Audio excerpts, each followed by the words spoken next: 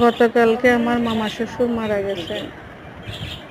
এখন তো আজকে বাদ দিতে হবে, তার জন্য আমাদের এই আয়োজন।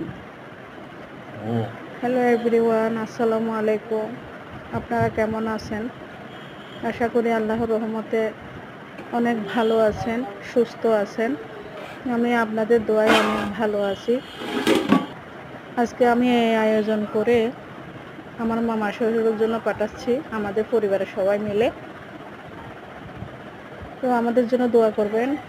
আমার মামা শ্বশুরের জন্য আপনারা ওনার জন্য মাগফিরাত দোয়া করবেন।